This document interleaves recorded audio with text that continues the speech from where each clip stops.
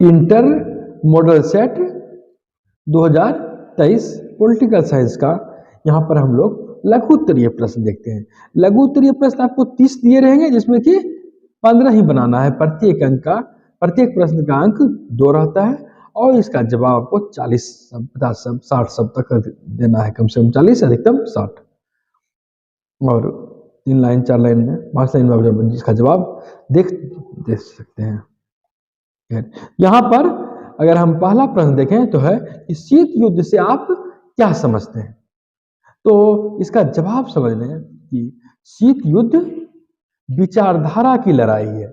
यह बातों से लड़ी जाने वाली लड़ाई होती है, विचारों से लड़ी जाने वाली लड़ाई होती है, विचारधारा की लड़ाई होती है। और इसमें युद्ध जैसा माहौल तो होता है, पर एक्चुअल में वास्तविक अर्थों में युद्ध होता नहीं है। युद्ध होने के बाद इसके परिणाम भयंकर होते हैं, लेकिन शीत युद्ध होने के बाद इसके परिणाम भयंकर होते हैं ऐसी जरूरी नहीं है। यह एक मनोवैज्ञानिक लड़ाई है। युद्ध जैसा माहौल का होना, जब अब हुआ युद्ध कि तब हुआ युद्ध, लेकिन युद्ध एक्चुअल में युद्ध होना नहीं, युद्ध जैसा माहौल होता है और युद्ध की संभावना दिखती है, और वहीं व्यवहार में यह युद्ध होता नहीं है। दुनिया में अंतरराष्ट्रीय जगत पर 1945 से लेकर 1951 तक का जो दौर रहा वह शीत युद्ध का दौर कहा जाता है। इसमें अमेरिका और दूसरी ओर सोवियत संघ थे।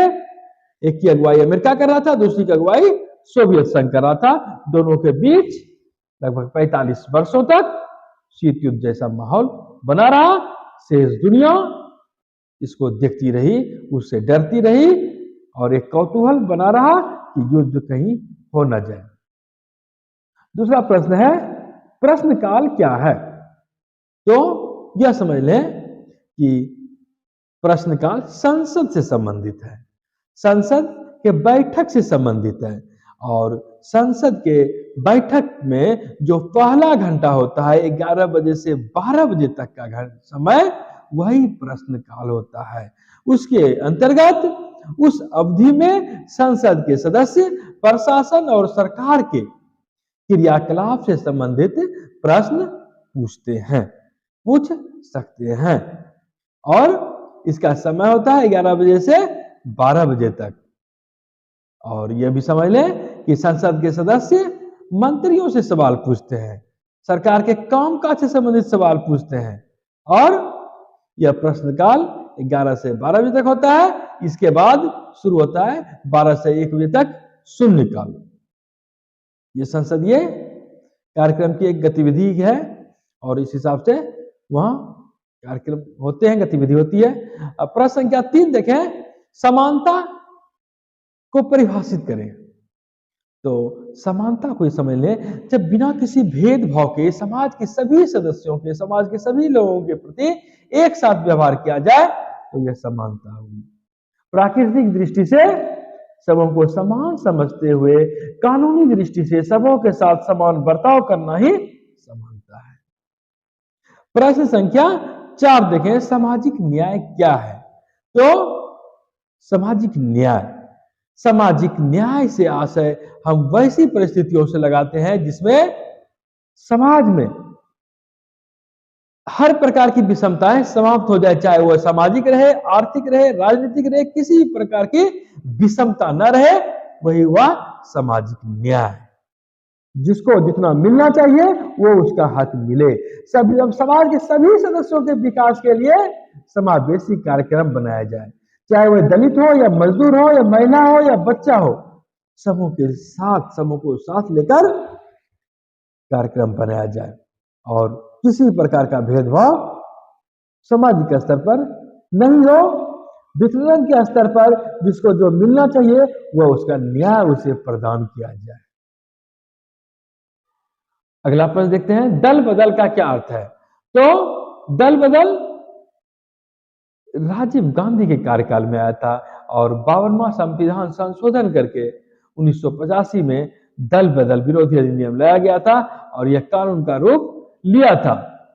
यह समझ लें कि जब कोई सांसद या विधायक अपने राजनीतिक दल को छोड़कर दूसरे राजनीतिक दलों का सदस्यता ग्रहण कर ले तो इसी को कहते हैं दल बदल कर लेना। अपने दल से दूसरे दल में चले जाना। और जब कानून बन गया, दल विरोधी कानून बन गया, तो कानून बन जाने के बाद अपनी पार्टी की यदि सदस्यता छोड़ेंगे तो आपकी उम्मीदवारी खत्म, आपकी पार्टी की सदस्यता ही खत्म। और वहीं यह भी प्रावधान किया गया कि अगर 2/3 सदस्य पूरी पार्टी के रूप में एक तरह एक जगह से दूसरे पार्टी में चल जाते हैं तो उसकी सदस्यता समाप्त नहीं होती है और दल बदल नहीं होता है। एक समय भारत में ऐसा बना कि ऐसा भी दौर आया कि दल बदल की आजादी थी, लोग जिस पार्टी में चाहते थे चले जाते थे।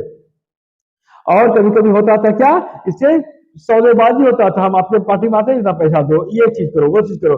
तो एक बार तो ऐसा हुआ कि सुबह किसी पार्टी में, शाम को दूसरी पार्टी में, कल सुबह फिर दूसरी पार्टी में, फिर कल शाम तीसरी पार्टी में। तो ऐसे ऐसे भी दौर आए। तो इन्हीं सब कारण जब सरकार अस्थिर होने लगा तब दल बदल विरोधी कानून बनाए गए।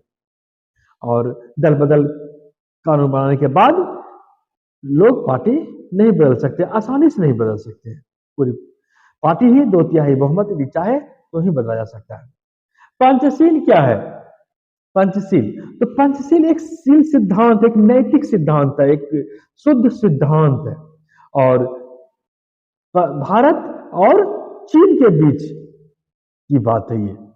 जब भारत ने हालांकि अपने विदेश नीति में ही पंचशील की बातें रखी थी, लेकिन इसका परिप्रेक्ष्य चीन को लेकर ही किया गया था कि भारत और चीन शांतिपूर्ण सहअस्तित्व बनाए रखने के लिए 28 अप्रैल 1954 को हस्ताक्षर किए थे। और वही पंचशील सिद्धांत था नेहरू और चाउ एन लाई के बीच। पंचशील सिद्धांत के माध्यम से 5 सिद्धांत दी गई थी, 5 बातें कही गई थी, जिसके माध्यम से दोनों सरकार को एक दूसरे का सम्मान करना था। इसमें जो बातें कही गई थी कि एक दूसरे के आंतरिक मामलों में हस्तक्षेप ना करना। उसके देश में क्या हो रहा है, सरकारी स्तर पर हम कुछ नहीं बोलेंगे, मेरे देश में क्या हो रहा है, सरकारी स्तर पर कुछ नहीं हस्तक्षेप करेगा। दूसरा, एक दूसरे देश पर आक्रमण ना करें।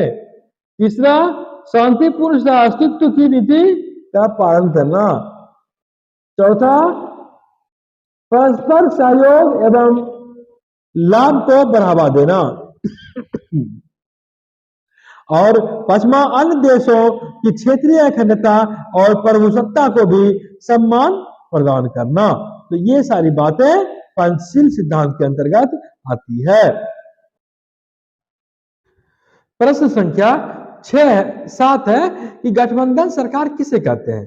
तो ये समझ लें, जब सरकार में 2 या 2 से अधिक राजनीतिक दल आपस में संधि कर, समझौते कर सरकार चलाते हैं तो इसको गठबंधन कर सरकार कहते हैं।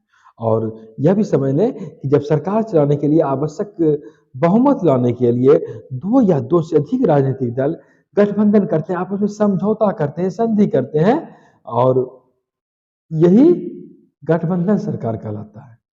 यह दीर्घकाल तक भी गठबंधन चलता है या दोनों के दोनों पार्टी के सुविधाजनक बने रहने तक गठबंधन चलता है। और 2 या 2 से अधिक पार्टी मिलकर जब सरकार संचालित करते हैं तो यही गठबंधन सरकार कहलाती है। प्रश्न संख्या 8, न्यायिक पुनर्विलोकन क्या है? तो न्यायिक पुनर्विलोकन का अर्थ है न्यायालय की वैसी शक्ति जिसके माध्यम से विधायक द्वारा कोई बनाए गए कानून हो तो उसे रद्द करने का अधिकार। किसको? सुप्रीम कोर्ट को। हालांकि यह भी समझ लें कि ऐसा न्यायालय तभी करती है जब उसे लगता है कि कोई कानून संविधान के अनुकूल नहीं बनी हो, संविधान के प्रतिकूल बनी हो, तो फिर वहां पर जुडिशियल रिव्यू होता है, न्यायिक पुनर्विलोकन होता है। और इसके माध्यम से जो प्रस्तावित कानून होते हैं, जो कानून बना दिए जाते हैं, उसे भी सर्वोच्च न्यायालय रद्द कर सकती है। और यह कहां से आया है? तो यह भी अमेरिका से आया है। अगले प्रश्न संख्या 9, क्षेत्रीय दल के रूप में मान्यता के लिए क्या शर्तें हैं?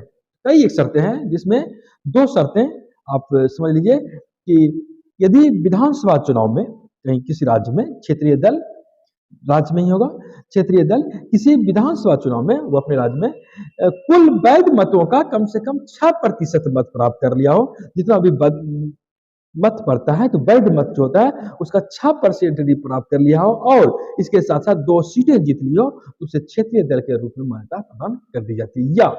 या यह भी समझ लें कि राज्य विधानसभा के कुल सीटों का 3%, जितनी सीटें विधानसभा में उसका 3% सीटें यदि कोई पार्टी जीत जाती है या 3 सीटें से ज्यादा सीटें वो हासिल कर।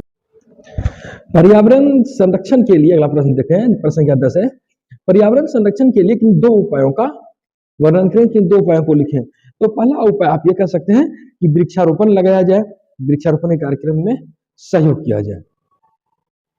हम जानते हैं कि पेड़ों की कटाई भी व्यक्ति के विकास के लिए जरूरी है, अपनी सुख सुविधा के लिए जरूरी है, लेकिन जितने पेड़ कटे उस अनुपात में हम पेड़ लगाए भी, ये जरूरी है। साथ ही साथ हम जहां तक हो सके छोटी छोटी बातों का भी ख्याल रखें कि अगर हम नजदीक की दूरी तक जा रहे हैं तो साइकिल का भी प्रयोग कर सकते हैं, पैदल जा सकते हैं, और जरूरी नहीं कि हमेशा ईंधन का ही प्रयोग करने वाली वस्तु का हम इस्तेमाल करें। तो आसपास जाने के लिए हम साइकिल का प्रयोग कर सकते हैं या पैदल जा सकते हैं। दूसरा, वृक्षारोपण का कार्यक्रम में हम सहभागी बने। प्रश्न संख्या 11, अध्यादेश क्या है। तो आप यह समझ लें कि कोई भी कानून सरकार बनाती है, संसद बनाती है, कोई भी कानून संसद बनाती है, लेकिन जब संसद सत्र में नहीं चल रही हो और कानून बनाने की आवश्यकता महसूस की जा रही हो, वैसी परिस्थिति में सरकार की सलाह पर राष्ट्रपति अध्यादेश जारी करते हैं। और ऐसा तभी होता है, ऐसा अध्यादेश राष्ट्रपति तभी जारी करते हैं जब संसद नहीं चल रहा हो, और यही अध्यादेश एक कानून का रूप ले लेता है। सरकार का राष्ट्र एक आदेश होता है जो कि कानून का रूप ले लेता है। यह अध्यादेश तब निकाला जाता है जब संसद सत्र में नहीं हो। यहां पर ख्याल रखने वाली बात यह भी है कि 6 माह के अंदर जब संसद चले तो उसके बाद 6 माह के अंदर जिस दिन से वो अध्यादेश निकाला गया है, 6 माह के अंदर यदि वह संसद में पारित नहीं होता है तो वह अध्यादेश रद्द हो जाता है। संसद की मंजूरी लेनी पड़ती है, संसद की स्वीकृति उसे लेनी पड़ती है, तभी वह बाद में भी कानून का रूप लेकर रह सकता है। प्रश्न संख्या 12, संघीय व्यवस्था को परिभाषित करें। तो शक्तियों का विकेंद्रीकरण ही संघीय व्यवस्था का एक स्वरूप है। संघीय व्यवस्था में केंद्र एवं राज्य के बीच शक्तियों का स्पष्ट बंटवारा होता है। राज्य चाहकर भी, शक्तियों का बंटवारा होने के बावजूद राज्य चाहकर भी संघ से अलग नहीं हो सकता है। राज्य संघ की एक इकाई के रूप में होता है और शक्ति के मामले में संविधान उसे स्पष्ट शक्ति प्रदान करती है, दोनों को अलग अलग, और शक्ति का एक तरह से विकेंद्रीकरण हो जाता है। प्रश्न संख्या 13, इकहरी नागरिकता से आप क्या समझते हैं। तो हम इसका जवाब यह दे सकते हैं कि देश की सीमा के अंदर किसी भी राज्य में कहीं भी अस्थायी या अस्थायी रूप से रहने वाले को देश के नागरिकता के रूप में अधिकार होता है। देश के नागरिक के रूप में उनकी पहचान होती है और इसे ही एक इकहरी नागरिकता कहते हैं। और भारत में लोगों को एकल नागरिकता प्राप्त है। आप देश के किसी भी राज्य में जाइए, आपको भारतीय ही नागरिकता मिलेगी। वहीं अगर हम अमेरिका जैसे राज्य में देखें तो केंद्र का अलग अलग नागरिकता और राज्य का अलग नागरिकता हो जाता है। लेकिन यहां अपने देश में इकहरी नागरिकता ही है। देश के किसी भी राज्य के आप नागरिक हो, आपकी नागरिकता भारतीय ही होती है। गणतंत्र से, प्रश्न क्या 14 है, गणतंत्र से आप क्या समझते हैं। तो गणतंत्र देश, गणतंत्र कोई भी गणतांत्रिक देश है तो वहां देश में संवैधानिक प्रधान जो होते हैं वह वंशानुगत न होकर चुनाव के माध्यम से चयनित होते हैं। जैसे कि अपने देश भारत में, भारत इसीलिए गणतंत्र है क्योंकि यहां का सर्वोच्च पद राष्ट्रपति जो है वे चुनाव द्वारा चयनित किए गए हैं और वंशानुगत नहीं है। ऐसा नहीं है कि राजा का बेटा राजा यदि होता है तो फिर वह गणतंत्र नहीं हुआ। प्रश्न संख्या 15, नागरिक स्वतंत्रता से आप क्या समझते हैं।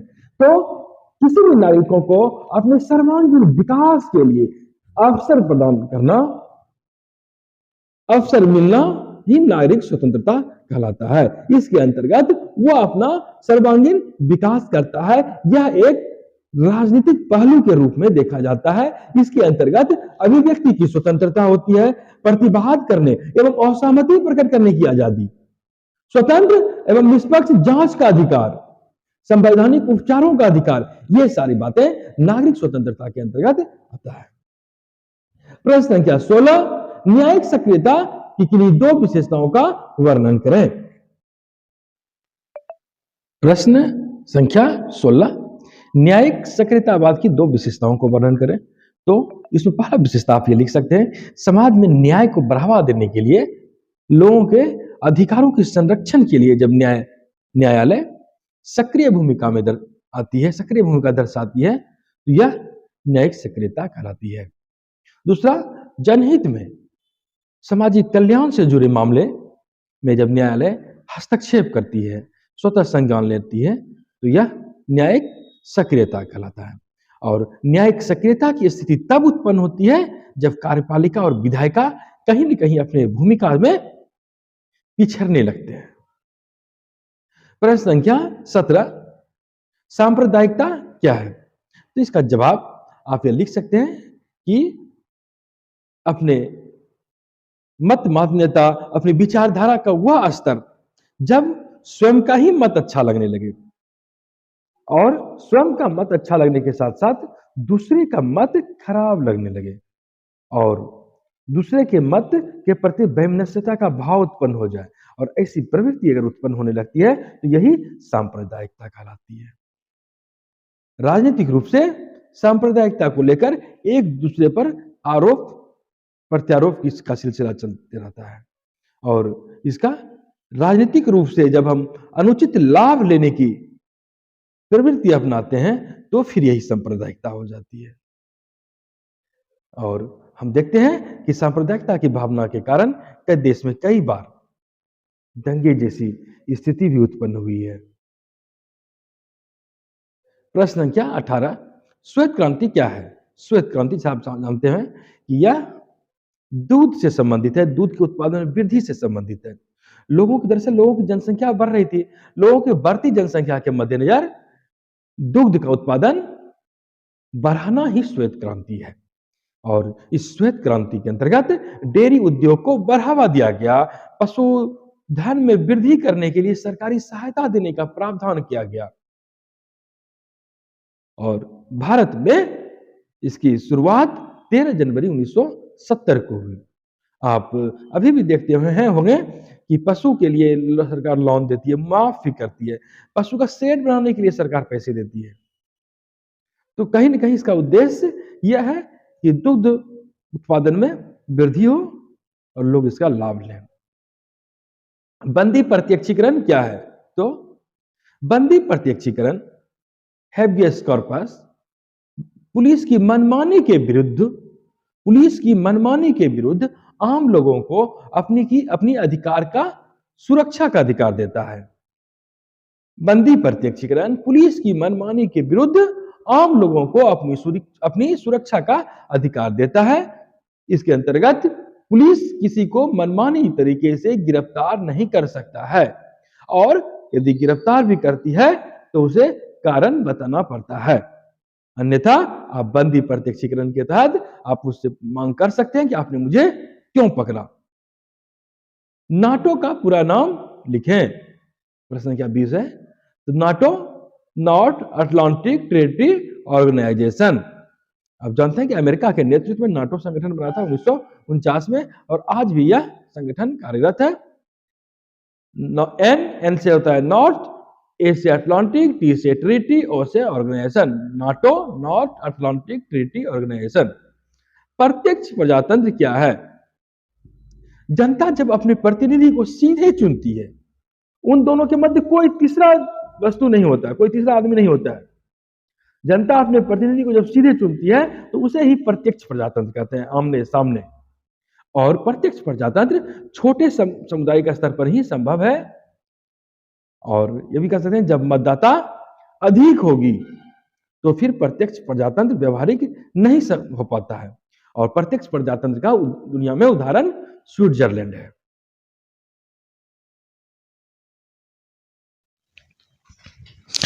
प्रश्न संख्या 22 का प्रश्न है, कांग्रेस सिंडिकेट का अर्थ बताएं। कांग्रेस सिंडिकेट में दरअसल ऐसे लोग थे जो कांग्रेस संगठन को महत्व देते थे।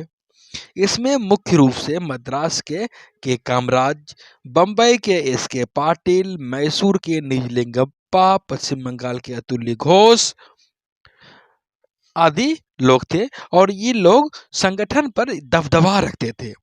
पंडित नेहरू की मृत्यु के बाद इन्होंने ही इंदिरा गांधी को अथवा उसके पूर्व लाल बहादुर शास्त्री को प्रधानमंत्री बनाने में महत्वपूर्ण भूमिका निभाई थी। बाद में जब इंदिरा गांधी सत्ता में आई, ये अपना प्रभाव दिखाई, तो दोनों वो संगठन बनाना चाहते थे, वो गुट, लेकिन यहाँ पर कांग्रेस इंदिरा गांधी के नेतृत्व में अपना दबदबा दिखाना चाहती थी। ऐसे में दोनों में विवाद बढ़ गया और फिर यही कारण रहा कि कांग्रेस में बंटवारा हो गया। यहाँ तक कि कांग्रेस संगठन जो सिंडिकेट थे और कांग्रेस इंदिरा गांधी के समर्थन वाली पार्टी ने संगठन में ही गुट बन गया, उसको कहा जाने लगा इंडिकेट, और जो वो लोग थे इंदिरा से अलग, वो थे सिंडिकेट। तो ऐसे में कांग्रेस में दो भाग विभाजित हो गई, कांग्रेस ऑर्गेनाइजेशन और इंदिरा वाली कांग्रेस आई। तो इस तरह की बातें हुई और हालांकि 1971 के बाद जब इंदिरा गांधी प्रभावशाली से हुई तो कांग्रेस सिंडिकेट के सारे सदस्य धीरे धीरे महत्वहीन हो गए। प्रश्न संख्या 23, आर्थिक न्याय क्या है? तो ये समझ लें कि आर्थिक न्याय का अर्थ है प्रत्येक व्यक्ति की न्यूनतम आर्थिक आवश्यकता की पूर्ति हो ताकि वे अपना जीविकोपार्जन योग्य धन अर्जन कर सके।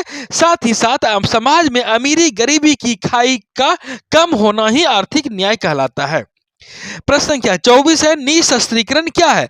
तो अपने विनाशकारी परमाणु हथियारों के उत्पादन पर रोक लगाना एवं हथियारों के जखीरों को कम करना ही निशस्त्रीकरण कहलाता है। प्रश्न संख्या 25 है, आसियान के कौन कौन से देश हैं? किन्हीं 5 का नाम लिखें। तो 5 देश के नाम आप Thailand, Indonesia, Malaysia, Myanmar, Vietnam आदि लिख सकते हैं। बंद अर्थव्यवस्था से आप क्या समझते हैं? यही समझिए किसी भी देश की अर्थव्यवस्था जब बंद हो, किसी विदेशी देश से व्यापार वो न करे, किसी भी तरह का न तो आयात हो न ही निर्यात हो, इसे ही बंद अर्थव्यवस्था कहा जाता है। एक ध्रुवीय विश्व क्या है? तो जब दुनिया में एक ही शक्तिशाली देश हो और उसके निर्णय अन्य देशों को भी प्रभावित करते हो, उसे ही एक ध्रुवीय विश्व कहते हैं। वर्तमान संदर्भ में भी 1991 के बाद से अब तक अमेरिका इसका उदाहरण है कि एक ध्रुवीय विश्व में अमेरिका का दबदबा चलता है। योजना अवकाश क्या है? योजना अवकाश 1976 से 1969 तक की वह अवधि जिस समय की कई एक कारण से तृतीय पंचवर्षीय योजना अपना लक्ष्य पूरा करने में असफल रही थी, उसी को योजना अवकाश कहते हैं। दरअसल आप यह समझ लें कि भारत में प्रथम पंचवर्षीय योजना का काल रहा 51 से 56, द्वितीय 56 से 61, तृतीय पंचवर्षीय योजना 61 से 66। लेकिन इसी दौरान 66 तक के ही क्रम में भारत और चीन का युद्ध होता है। भारत पाकिस्तान का युद्ध 1965 में, 1962 में भारत चीन का युद्ध, 1965 में भारत पाकिस्तान का युद्ध, और वर्षा नहीं हुई, अकाल पड़ गया, जिसके कारण की तृतीय पंचवर्षीय योजना अपना लक्ष्य पूरा नहीं कर सकी। और यही कारण रहा कि तृतीय पंचवर्षीय योजना के बाद चौथी पंचवर्षीय योजना का समय टाल दिया गया। वही चौथी पंचवर्षीय का योजना का जो स्थगित समय रहा उसी को योजना अवकाश कहते हैं। और यही कारण रहा कि चौथी पंचवर्षीय योजना 66 से चलना चाहिए था, लेकिन उसका वो चला 1969 से, और 66 से 67, 67 से 68, 68 से 69 एक वर्षीय वार्षिक योजना बना करके देश का लक्ष्य तय किया गया। नई विश्व व्यवस्था क्या है? तो नई विश्व व्यवस्था विश्व की बदलती आर्थिक शक्तिशाली व्यवस्था है, जिसमें कि इस एक ध्रुवीय विश्व में अमेरिका वर्चस्वशाली स्थिति में है। सोवियत संघ के विघटन के बाद अमेरिका सीधे तौर पर एक ध्रुवीय विश्व का सर्वोसर्वा हो गया, और जहां 1991 तक राजनीतिक स्थिति देखी जाती थी, वहीं आज सब कुछ आर्थिक पर केंद्रित हो गया है। हालांकि अमेरिका को कुछ देश कभी कभी दबाव देते हैं, उसको बैलेंस बनाने की कोशिश करते हैं, लेकिन कहीं न कहीं आज भी अमेरिका और उसके जो सहयोगी देश हैं वह इस नई विश्व व्यवस्था में अमेरिका के साथ चल रहे हैं और अमेरिका का प्रभाव इस नई विश्व व्यवस्था में जारी है। वैश्वीकरण का वैश्वीकरण प्रश्न क्या 30 है, वैश्वीकरण में प्रौद्योगिकी का क्या योगदान है? तो प्रौद्योगिकी का अर्थ क्या हुआ पहले समझ लें। प्रौद्योगिकी का अर्थ हुआ कि जहां कि इंसान का काम मशीन कर दे, और जाहिर है वैश्वीकरण के बाद मशीनीकृत ढांचा ज्यादा तेजी से फैला। आप इसका सबसे सर्वोत्तम उदाहरण सॉफ्टवेयर की बढ़ती तकनीकें को देख सकते हैं, संचार सुविधा देख ले सकते हैं कि संसार के भर की घटना लोग से तुरंत लोग वाकिफ हो जाते हैं। व्यापार हो, संस्कृति हो, हर चीज में प्रौद्योगिकी का घुसपैठ बढ़ा, हस्तक्षेप बढ़ा, उसका प्रभाव बढ़ा।